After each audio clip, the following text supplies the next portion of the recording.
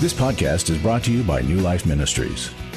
Welcome to the Every Man's Battle podcast. I'm your host, JJ West. On this podcast, you will hear honest conversation and encouragement for living a life of sexual integrity. Let's get to today's episode. Welcome back to the Every Man's Battle podcast. My name is JJ West. I get to serve as the host of the podcast. I'm also a licensed marriage and family therapist in the Orlando, Florida area, where I work primarily with individuals and couples and families who are walking through issues surrounding sexual integrity, helping them find the path toward healing and freedom. And I get to serve as the speaker at the Every Man's Battle Intensive, which is a great joy and privilege for me. I say it all the time. I get to sit on the front row and watch God work miracles in people's lives. It's a great gig, and I love doing that. And I get to do this. I get to get together with my friends and talk about the topics around sexual integrity and trying to learn and grow. And today, as always, I'm joined by my good friend, Doug Barnes. Hey, Doug. Hey, JJ, it's good to be with you yet again. And again, I'm really excited about, our guest today and continuation of our last podcast. I'm a licensed professional counselor in Texas. I've been doing that work for the last 30 years or so. As you stated, it is such an honor to be at the intensive, to be on that front line with guys. It's been a wild ride over 20 years, but you know what? God's still working, and it's been really fun. So I appreciate you having me here. And today we are joined once again by our good friend, Dr. Jim Phillis, who has served for the Every Man's Battle workshop since its inception. He is one of the founding fathers of the Every Man's Battle workshop. Has presented at the workshop, has facilitated small groups, has facilitated the Sustained Victory groups that are the aftercare program after the workshop's over, and authored the book, Understanding and Loving Your College Student. We are privileged to have Jim join us because he is filled with wisdom and knowledge, not only from his time serving with the Every Man's Battle and as a life coach, but prior to that had a previous career, 20 plus years in the ministry as a pastor of multiple churches. And so, Jim, thank you for being here with us and coming to help us understand how do we talk to our kids about our sexual addiction.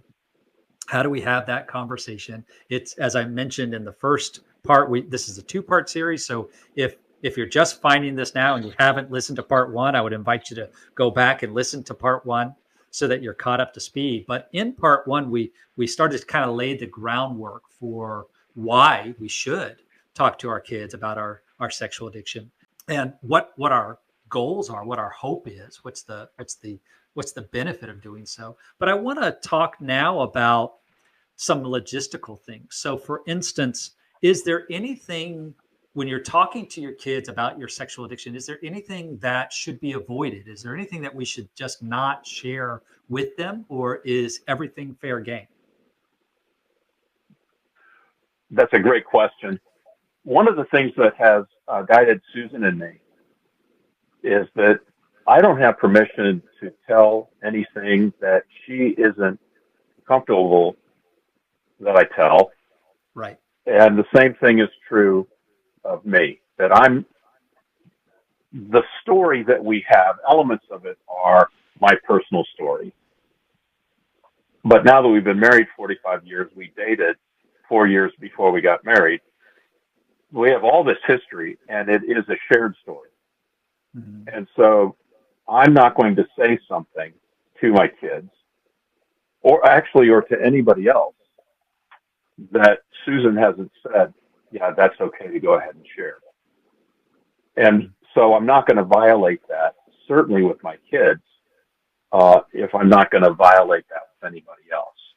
So it's a shared story.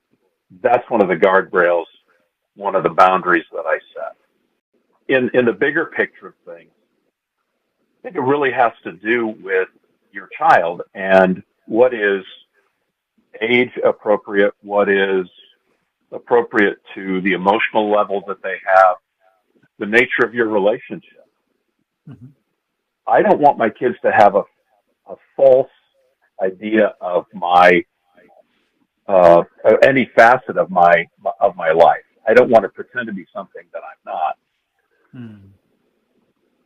So I am going to acknowledge that I am a fallen, flawed human being who struggles in the area of my sexuality.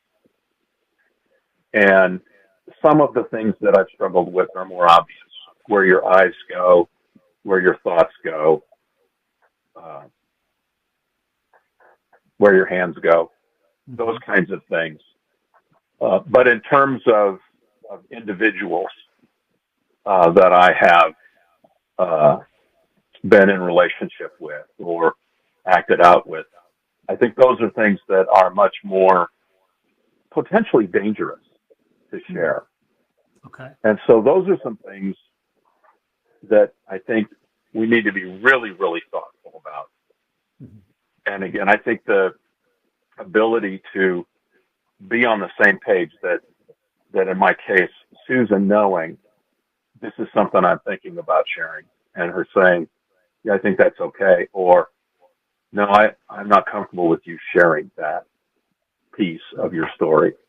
Mm-hmm. Mm-hmm. And I do think that there's a dynamic in most relationships I'm familiar with, people that I've worked with, couples I've worked with. There's one person in that couple that is much more inclined to be transparent, and one that is much more inclined to be, play it close to the vest. Mm-hmm. Mm-hmm. So you don't want to, you want to be together. You don't want to drag your feet in an inappropriate fashion, but you also don't want to be disclosing something that your partner is not comfortable with, your spouse is not comfortable with.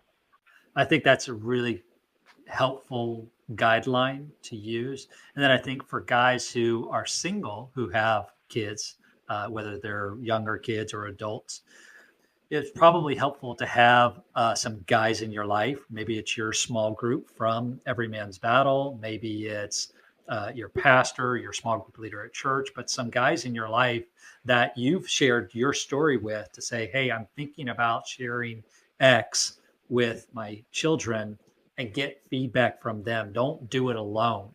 Don't just go off of what you think is the right way to do it. Get some, as scripture says, there's great wisdom in the counsel of many. Get some other counselors involved in the decision-making process. But if you are married, you're absolutely right that we should be on the same page, and that because it is that shared story.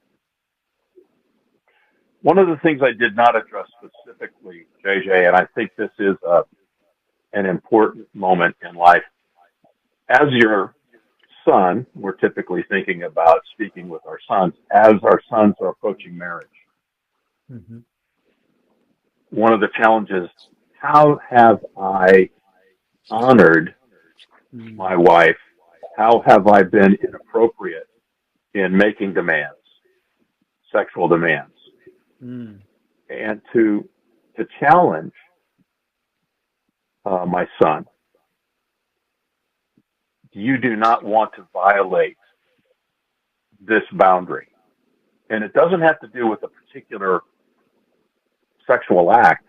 It has to do with the heart of your spouse. I want to guard her heart, because if I leave that exposed, if I break through some heart, some emotional boundary, that ultimately creates a barrier between the two of us, and it impacts every other part of our relationship. Mm-hmm. So that's a conversation that I think it's important to have. Yeah. Really important. Yeah. So I left that out of the earlier part. That's a very much age appropriate, life appropriate conversation to have. Yeah. Yeah, that's really good. Sometimes we will hear the argument, whether it's in our offices, sometimes at the workshop, that goes something like, I don't want to tell my kids about my sexual addiction because I don't want to put ideas in their head. How do you respond to that argument? There's nothing new under the sun.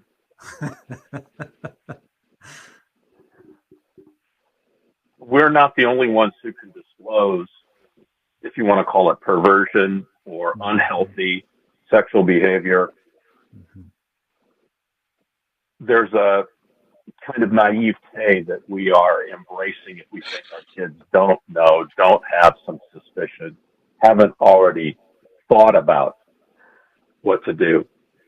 Yeah. I will disclose this. This is from back in second grade.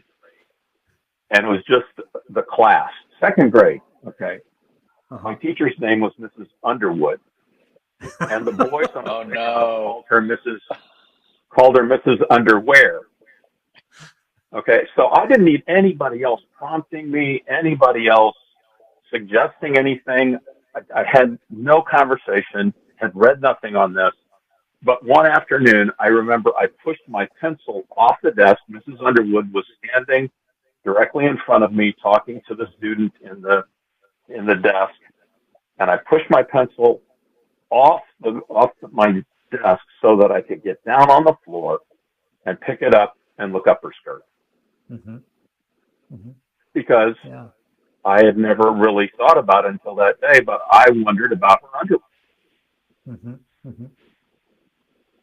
Yeah. That was original. I didn't read about it. Nobody suggested it to me. We're capable. Our kids are capable of making any number of things up. Yes. So I don't think that's an argument for not disclosing. And it may be that there are some things that you have done that you don't want to disclose. Mm-hmm. I get that. But the idea that they are naive, innocent, incapable of coming up with stuff on their own, right, is just not true. Yeah, yeah. And the truth is, even if they don't come up with it on their own, I mean, the world is inundating them with images, ideas, opportunities. So yeah, they're not going to go wayward because you disclosed your addiction. They go wayward because of their own sinful hearts and living in a sinful world, right? Yeah, they do. Yeah. I didn't plan to share this.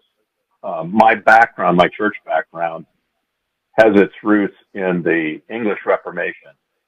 Mm-hmm. And the documents of the theological documents include the Westminster Larger and Shorter Catechisms, the Westminster Confession. Mm-hmm.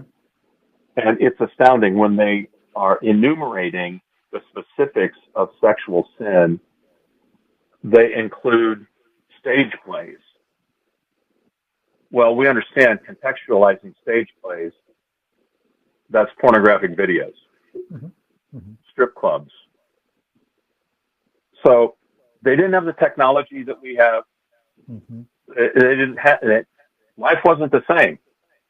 Correct. But one of the other ones I'll throw in here as a freebie.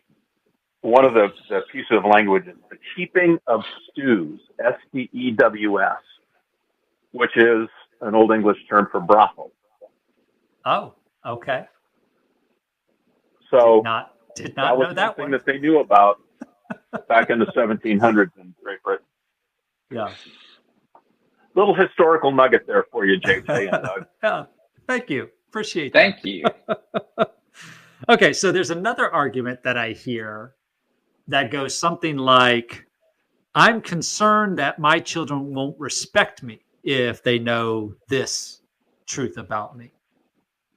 How do we respond to that? How do we effectively share a reason to disclose even though there's this fear that the children won't respect me? My children know that I'm a sinner long before they learn anything about my sexuality, mm-hmm. my brokenness in terms of sexual behavior.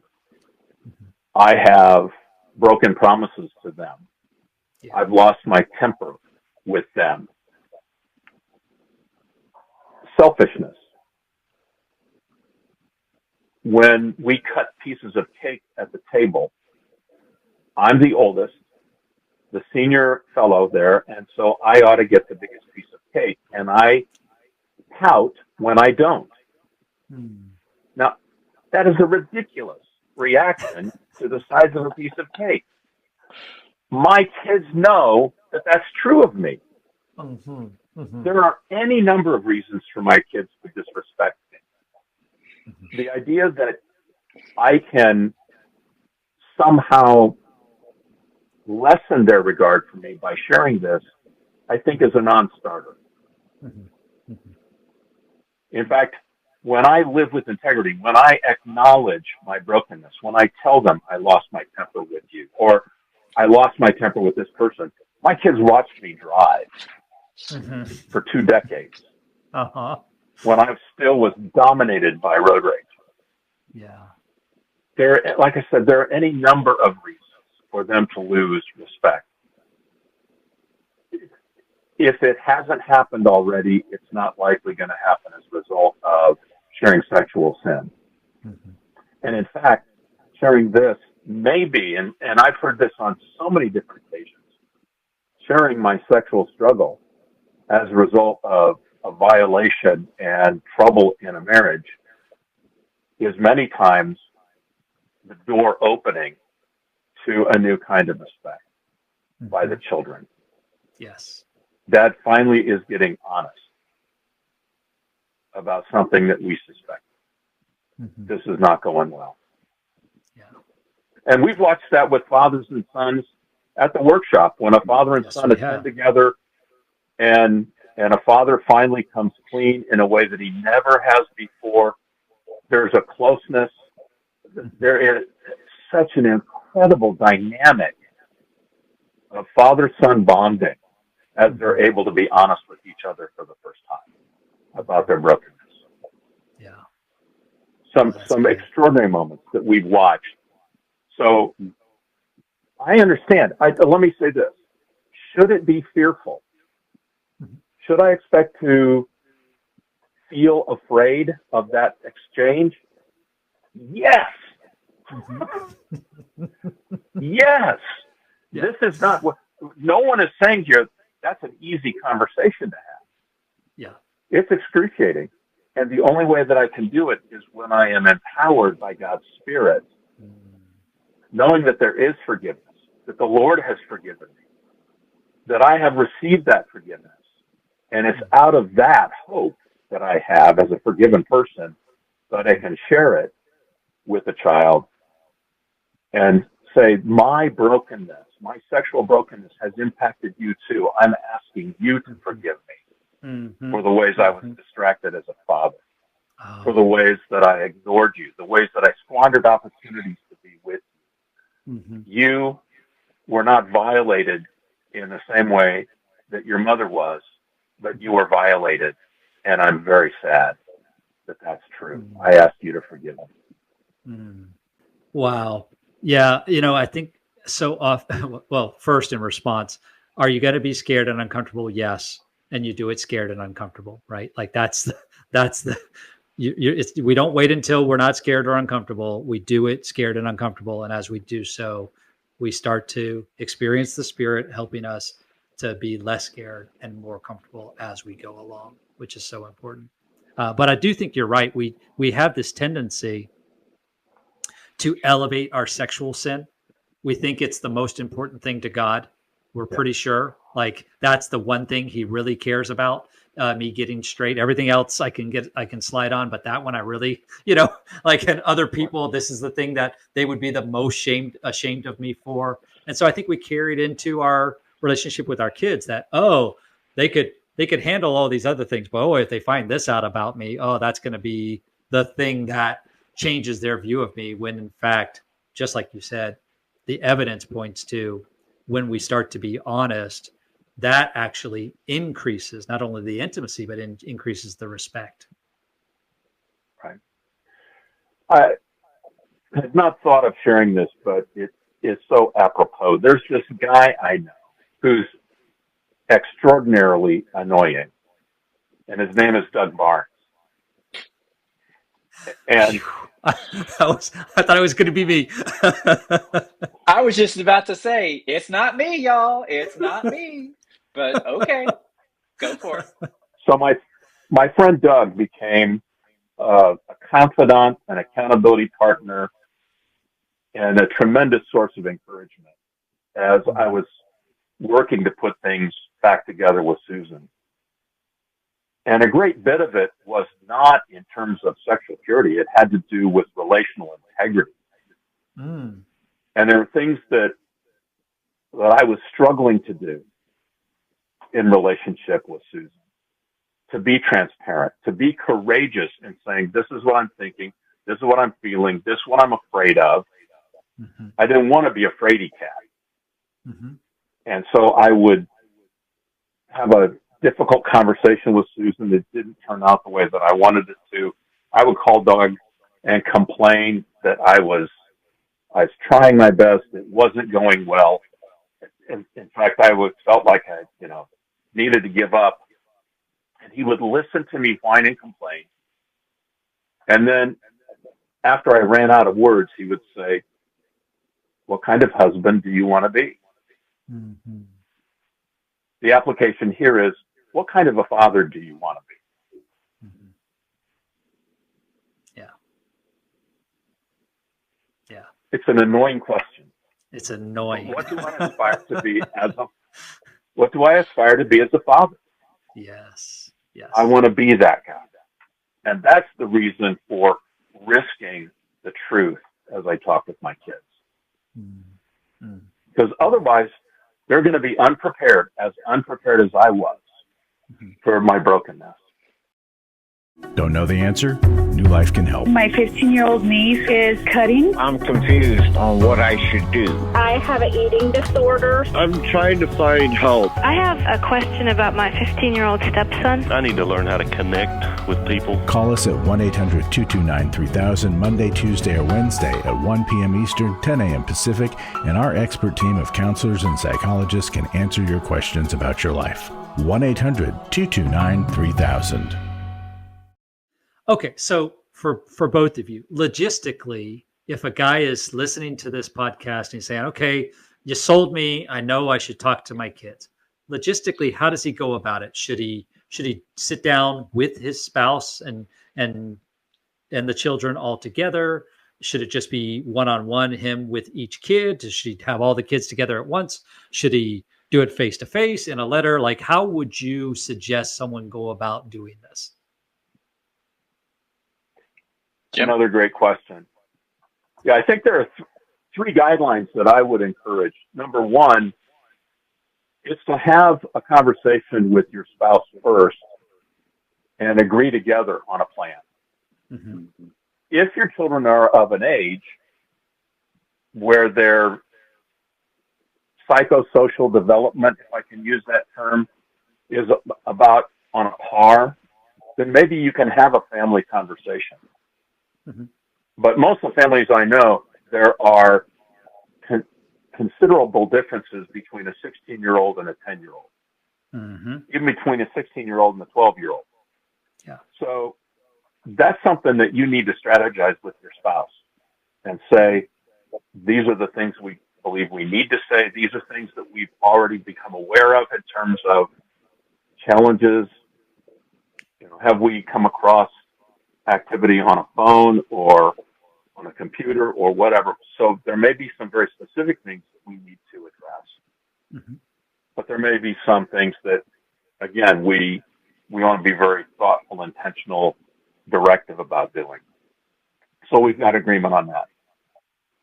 I think it's wise if you're not going to have the family conversation, for wives to address daughters, husbands to address sons.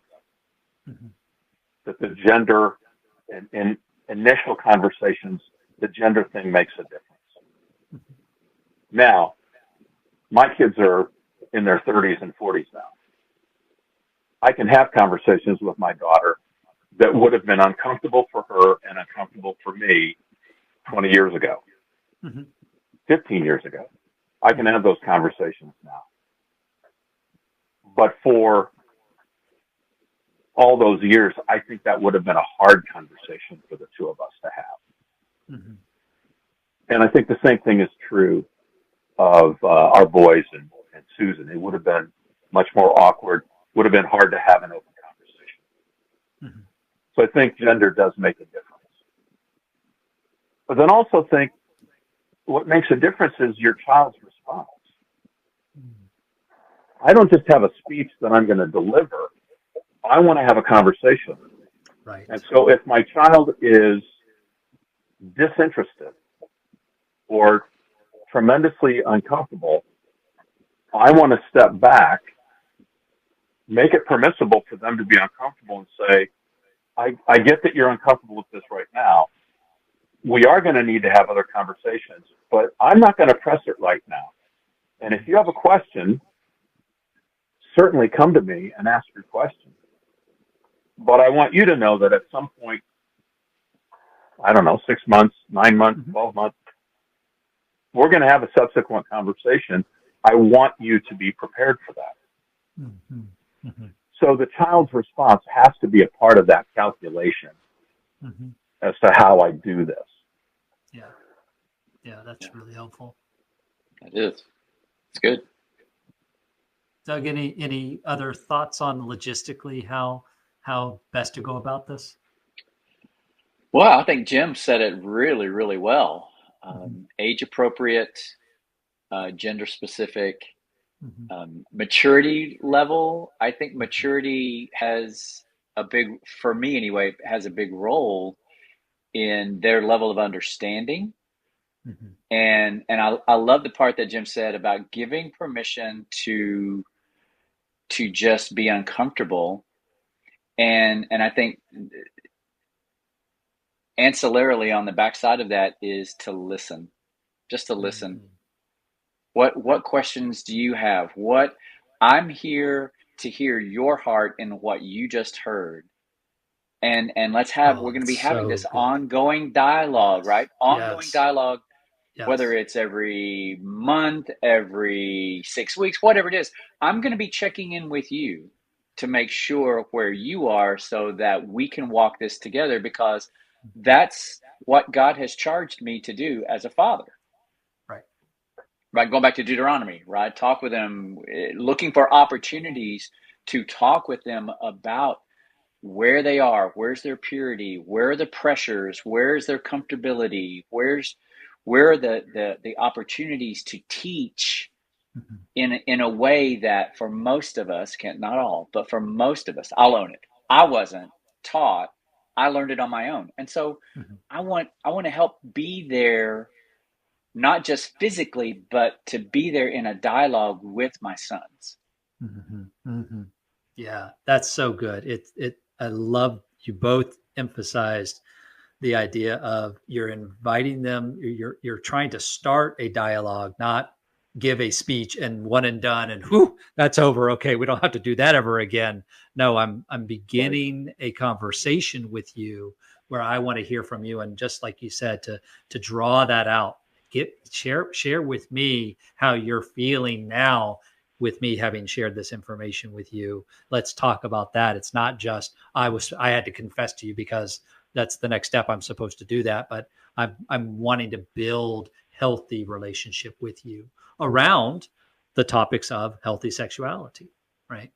And it takes some of the mystic, the mysteriousness out of it, because we're having a dialogue about it. We're not, somebody's not just throwing a book at them and going, here, you want to know about sex? There you go. And it's like, no, wait. No, this is an ongoing topic that we all need to have a conversation around, and it's okay.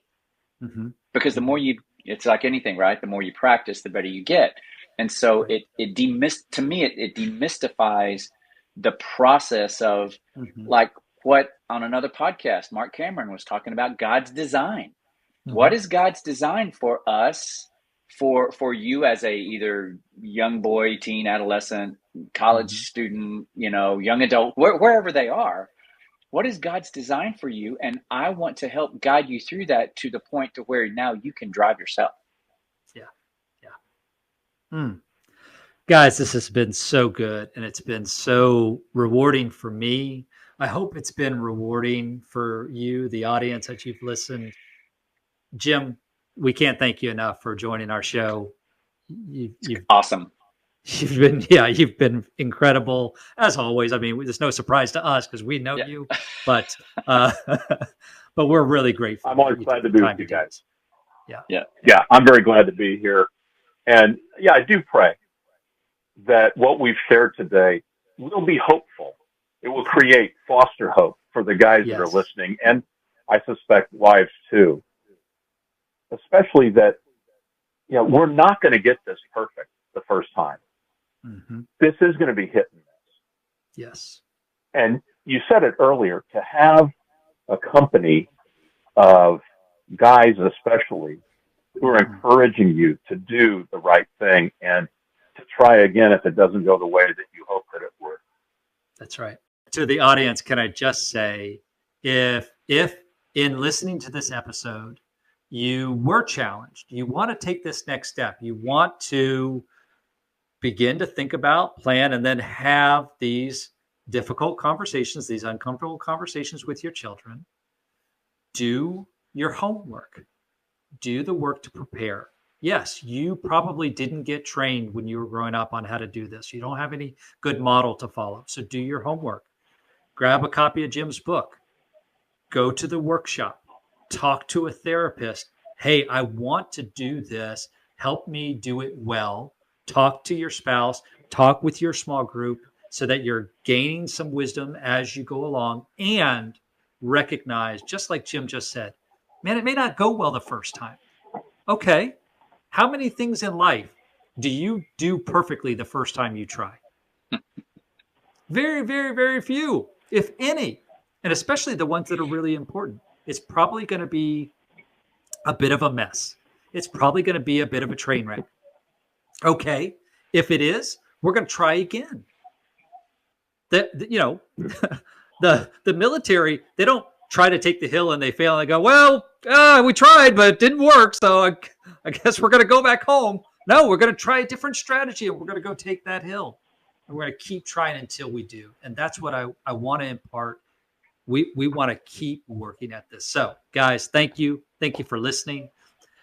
Please, please, please, if you have not already gone to the intensive, if you don't have a community that is supporting you, we want you to go. Use the discount code EMBPOD, EMBPOD, to get $100 off your registration fee. Why do we do that?